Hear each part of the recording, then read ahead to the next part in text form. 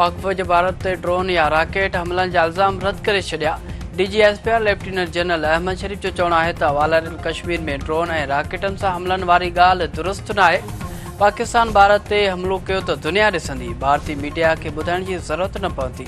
भारत दावा करे रहियो आहे त पाकिस्तान मिसाइलनि ऐं ड्रोन सां हमलो कयो त को सबूत हूंदो।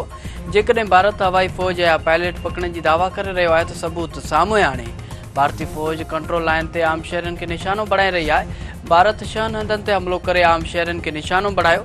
मस्जिद ते हमलो करे औरतुनि ऐं ॿारनि खे शहीद कयो वियो। पाकिस्तान रुगो नंढनि हथियारनि सां जवाबु ॾिए पियो। ड्रोन रॉकेट या वरी वॾा हथियार इस्तेमालु न कया पिया वञनि। जाबी कार्रवाई में भारत जी फ़ौजी ताक़तनि खे निशानो बणाए पियो वञे।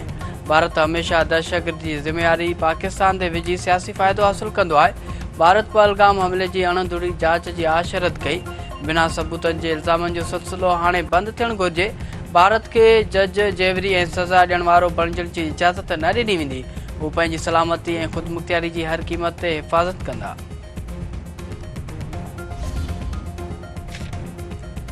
पाकिस्तान अंदर दहशतगर्दी जे वाक़िअनि में भारत मुलविस आहे। भारत मां दहशतगर्दनि खे पाकिस्तान अंदर कारवाइन लाइ टास्क मिलंदो आहे। भारत में दहशतगर्दनि जूं कंपनी मौजूदु आहिनि। पहलगाम वाक़े खां पहिरीं जेल मां भारतीय दहशतगर्द खे गिरफ़्तार कयो वियो। भारत पाबंदी मड़ियल BLA जे बलोचिस्तान में दहशतगर्दी लाइ पुठभराई करे रहियो आहे। ख़ारजियुनि ऐं ॿियनि दहशतगर्दनि जी बि भारत हिमायत पियो करे। वालरल कश्मीर में मुसलमाननि ते भारतीय ज़ुल्म मामूल बणिजी वियो आहे। DGSPR लेफ्टिनेंट जनरल अहमद शरीफ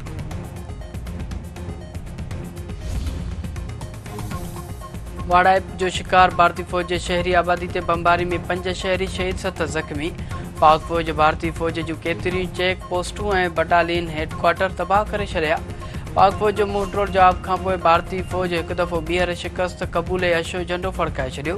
सिक्योरिटी ज़रियनि जो चवणु आहे त भारतीय फ़ौज गरनि हथियारनि सां शहरी आबादी खे निशानो बणाए रही आहे। भारतीय फ़ौज जी बमबारी में 5 शहरी शहीद थी विया आहिनि। पाक फ़ौज जी जवाबी कार्रवाई में दुश्मन फ़ौज खे वॾो नुक़सानु पए थो आहे।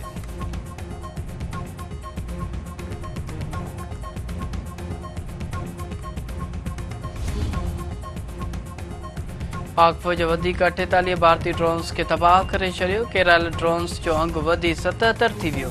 DGSPR जो चवणु आहे त समूरनि भारतीय ड्रोन्स खे मुसलसिल रेडार ते मॉनिटर कयो पियो वञे। जॾहिं को ड्रोन ईंदो आहे त मुसलसिल रेडार ते नज़र ईंदो आहे। एयर डिफेंस में नंढे ड्रोन खे बि ट्रेस करण जी मुकमल सलाहियत आहे। शहरी इलाइक़नि ऐं कमर्शियल फ्लाइटनि सबबि ड्रोन किरण जो हिकु ऑपरेशनल तयार आहे।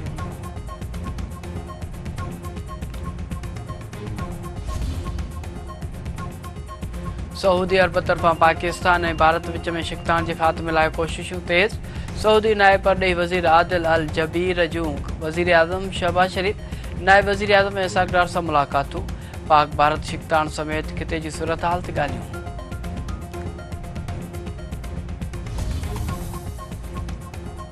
भारत पाकिस्तान लाइ IMF कर्ज़ प्रोग्राम रोकराइण में नाकाम। पाकिस्तान लाइ कर्ज़ जी किस्त मंज़ूर।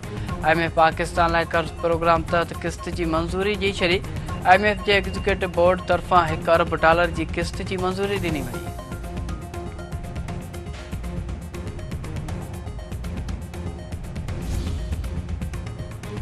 क़ौम ॻणती न करे भारत खे जवाबु ॾियण लाइ 200 सैकड़ो तयारु आहियूं। पाक फ़ौज बहितरीन हिकमत अमली ज़रिए मुल्क जो दिफ़ा कयो आहे।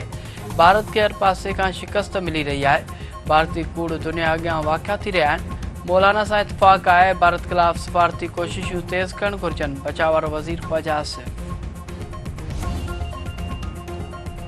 पाक भारत शिकतान सां Pakistan super league 10 मुलतवी। PCB chairman Mohsin Naqvi जो चवणु आहे त वज़ीर आज़म शहबाज शरीफ जे मशवरे खां पोइ PSL जूं मैचूं मुलतवी कयूं वियूं आहिनि। मैचुनि जे नए शेड्यूल जो ऐलान जल्द कयो वेंदो। जंग जे माहौल में मैचूं मुलतवी कयूं वियूं आहिनि।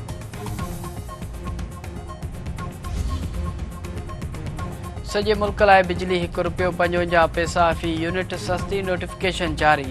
नेपरा जो चवणु आहे त बिजली जे अघनि में 3 महीननि ताईं घटिताई थींदी। कराची जे वाइपेदारनि लाइ फेबरवरी जे फ्यूल एडजस्टमेंट तहत बिजली ₹3.64 फ़ी यूनिट सस्ती कई वई आहे।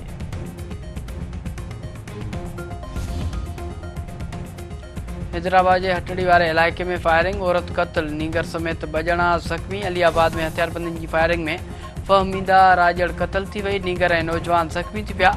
पुलिस मूजिब ज़ख़्मी यूनिस राजन जो चवणु आहे त मंशियात विकिरो कंदड़नि ख़िलाफ़ सोशल मीडिया ते पोस्टूं रखण तां जवाबदारनि हमलो कयो आहे। सखर जे इलाइक़े बचल शाह मियाणी में जमाली बिरादरी जे ॿिनि धुरियुनि में जहिड़ो फायरिंग में हिकु ॼणो क़तल। संगावती तकरार तां यूसुफ जमाली खे गोलियुनि जो खाज बणायो वियो। वाक़े बाद मढ़ अस्पताल मुंतक़िल।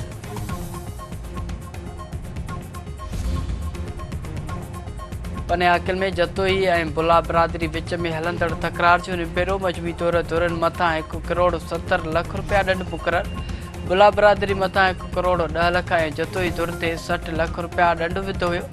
धुरियूं खीर खंड।